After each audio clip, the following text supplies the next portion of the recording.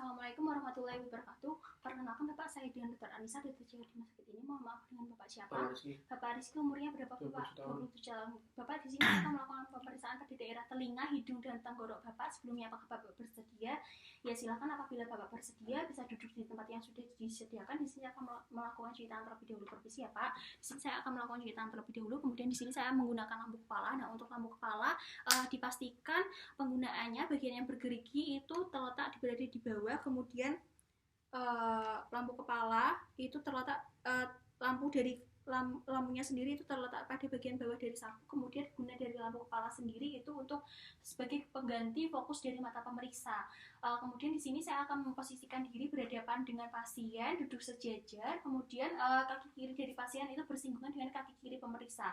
Kemudian Bapak bisa meminta tolong untuk menengok terlebih dahulu. Di sini untuk pemeriksaan pada daerah telinga terlebih dahulu, telinga kirinya tidak pada inspeksinya tidak terdapat adanya hiperemis, tidak terdapat adanya massa, tidak terdapat adanya sekret yang keluar, untuk bentuknya sendiri itu normal, tidak terdapat adanya kelainan kongenital. Kemudian untuk fistalnya sendiri tidak terdapat adanya fistal preauricula. Kemudian di sini saya akan melakukan pemeriksaan pada nyeri tekan tragusnya terlebih dahulu. Bapak sakit Bapak? Tidak ya Bapak? Nyeri tekan auricula sakit Bapak? Nyeri tarik auricula sakit Bapak? Iya. Kemudian perkusi pada daerah maksoidnya sakit Bapak? Tidak ya Bapak? Kemudian di sini saya akan melakukan pemeriksaan dengan menggunakan otoskop, yaitu pemeriksaan telinga bagian dalam, di mana otoskopnya jangan lupa untuk dinyalakan terlebih dahulu. Cara memegang otoskop seperti ini. Kemudian jari pertama dan jari ketiga untuk mobilisasi dari cuping dari telinga mengarahkan ke arah atas dan posterior.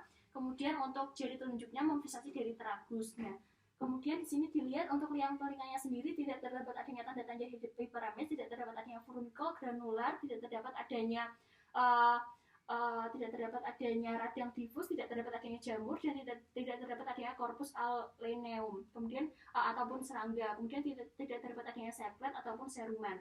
Ya, di sini kemudian saya lanjutkan untuk pada bagian membran timpaninya. Di sini membran timpaninya di sini intak, alhamdulillah tidak perforasi, kemudian tidak terdapat adanya hiperemis atau tanda-tanda peradangan, kemudian untuk refleks cahayanya sendiri positif normal, tidak terdapat adanya bulging dan tidak terdapat adanya retraksi. Kemudian alhamdulillah sudah. Kemudian untuk apabila terdapat adanya perforasi, maka dapat dinyatakan dari letaknya sendiri atau lokasinya, kemudian jumlahnya, kemudian luasnya, kemudian sifat dari tepi perforasi.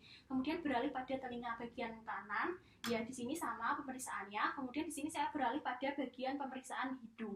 Nah, untuk pemeriksaan hidung sendiri di sini pertama-tama dilihat terlebih dahulu bentuknya hidungnya di sini normal, tidak terdapat adanya deviasi ke kanan ataupun ke kiri. Kemudian tidak terdapat adanya perubahan warna dengan kulit sekitar, tidak terdapat adanya massa pada hidung. Kemudian di sini saya akan melakukan palpasi terlebih dahulu pada daerah sinus paranasal, palpasi dan perkusi. Permisi Bapak, apakah sakit Bapak? Apabila nyeri bilang ya Bapak, pada sinus frontal, sinus etmoid, sinus maxilla. Tidak nyari ya Bapak. Kemudian di sini saya akan melakukan pemeriksaan perkusi pada 4 sinus. Nyari Bapak?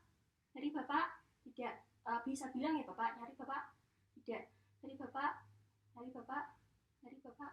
Ya, tidak ya Bapak. Ya, kemudian di sini saya akan melakukan pemeriksaan pada hidung bagian dalam dengan menggunakan bantuan dari spekulum. Nah, untuk penggunaan spekulum sendiri itu seperti ini, di mana jari telunjuk itu diletakkan pada bagian ujung dari spekulum. Kemudian pertama-tama dengan menggunakan bantuan lampu kepala. Ya, di sini apabila kita memasukkan dari ujung dari spekulum itu masih dalam kondisi yang tertutup. Kemudian saat di dalam maka dibuka perlahan. Di sini dilihat tidak terdapat adanya perubahan dari mukosanya, tidak terdapat adanya mukosa yang pucat, kemudian tidak terdapat adanya hiperemis, kemudian tidak terdapat adanya sekret, tidak terdapat adanya konka yang hipertrofi. Kemudian apabila terdapat adanya sekret maka dapat disebutkan apakah sifatnya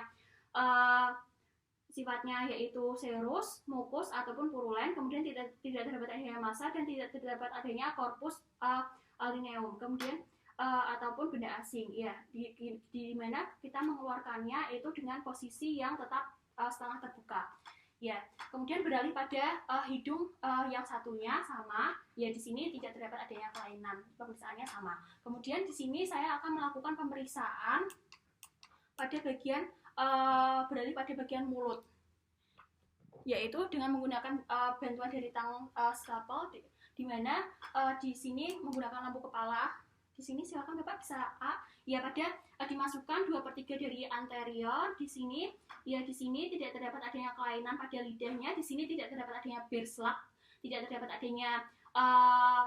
adanya bentuk lidahnya sendiri yaitu normal, simetris antara kanan dan kiri. Kemudian pada gigi-geliginya tidak terdapat adanya karies dentis baik pada premolar maupun molar. Kemudian tidak terdapat adanya pada mukosa bukalnya tidak terdapat adanya pembengkakan ataupun benjolan. Kemudian di sini tidak terdapat, pada uvulannya simetris. Kemudian apabila tidak simetris maka dapat menandakan adanya paresis dari nervus ke-9. Kemudian pada papil anterior posteriornya di sini simetris, dan pada tonsilnya di sini tidak terdapat adanya pembesaran. Apabila terdapat adanya pembesaran maka dinyatakan dalam TT atau T1, T2, T3 dan T4, di mana kemudian tidak terdapat adanya kritot dan tidak terdapat adanya detritus. Kemudian di sini saya akan melakukan pemeriksaan pada bagian dari posterior dari orofaring. Permisi Bapak, ya di sini bagian posteriornya mukosanya normal, tidak terdapat adanya hiperemis, tidak terdapat adanya hipertrofi dari mukosa, kemudian tidak terdapat atrofi mukosa, kemudian tidak terdapat adanya postnasal drip, tidak terdapat adanya granular. Kemudian di sini saya mengaktifkan terlebih dahulu untuk lampu kepalanya.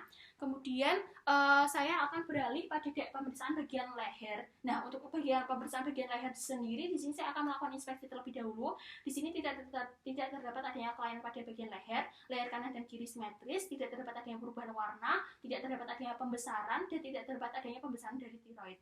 Kemudian di sini saya akan melakukan palpasi terlebih dahulu. Permisi ya Bapak, pada submental, angulus mandibular, preauricula, postauricula, sepanjang musculus sternocleidomastoideus, supraclavicular dan infraclavicular. Ya, di sini dibandingkan antara kanan dan kiri. Kemudian apabila terdapat adanya pembesaran, dipastikan pembesarannya itu ukurannya lebih dari 1 cm. Kemudian beralih pada bagian belakang, terlebih dahulu pada submental, angulus mandibular, preauricula, postauricula, sepanjang musculus sternocleidomastoideus, supraclavicular dan infraclavicular. Alhamdulillah pemeriksaannya sudah selesai. Jadi apabila terdapat adanya pembesaran atau pembesaran pada kelenjar limfa, di sini dinyatakan dalam lokasinya di mana, kemudian apakah terdapat adanya perubahan warna dengan kulit sekitar, kemudian apakah terdapat adanya fluktuasi atau berdenyut, kemudian apakah mobile,